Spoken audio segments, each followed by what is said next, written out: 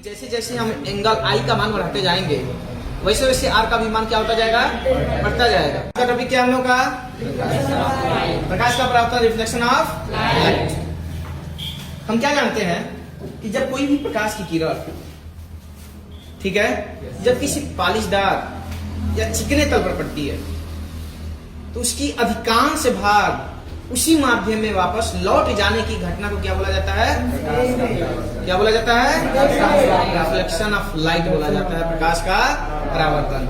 आने वाली किरण जो है, जो मिरर पे यहाँ पर जो पड़ रही है, आने वाली किरण को क्या बोला जाता है, इंसिडेंट रे, अपवर्तन। जाने वाली किरण को reflected ray.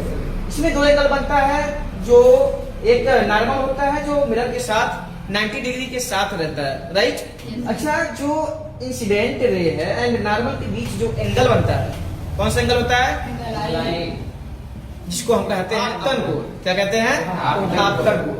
Normal and reflected ray यानी कि परावर्तन किरण और अभिलंब के बीच बने कोण को क्या बोला जाता है, परावर्तन कोण, रिफ्लेक्टेड एंगल, राइट।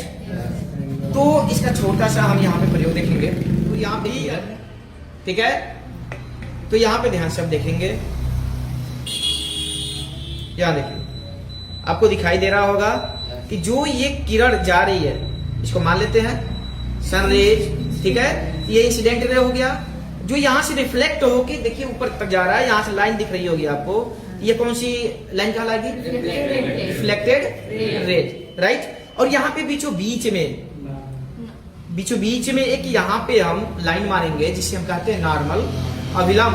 तो ये जो एंगल यहाँ पे स्टार्टिंग पॉइंट पे जो एंगल बनेगा उसे क्या कहेंगे हम, समझ आया, जिसे हम आई से डिनोट करते हैं। तथा उसके बाद देखिए नॉर्मल एंड रिफ्लेक्टेड रे जो है उसके बीच का जो एंगल बनेगा उसे आर से डिनोट करते हैं। क्या उसको बोला जाता है, रिफ्लेक्टेड एंगल। Any doubt.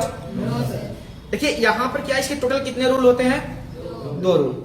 जैसे जैसे हम एंगल आई का मान बढ़ाते जाएंगे वैसे वैसे आर का भी मान क्या होता जाएगा, बढ़ता जाएगा। समझ सकते हैं कि एक प्रकाश की ये किरण है जो आ रही है, दर्पण पे पड़ रही है या चिकना तलई है उस पे पड़ रही है, उस पे पड़ने के बाद वो रिफ्लेक्ट हो जा रही है उसी माध्यम में वापस, उसी मार्ग में वापस, ये कहना सही नहीं है, समझ आ रहा ना, उसी माध्यम में, मीडियम में, बहुत सारे मीडियम होते हैं।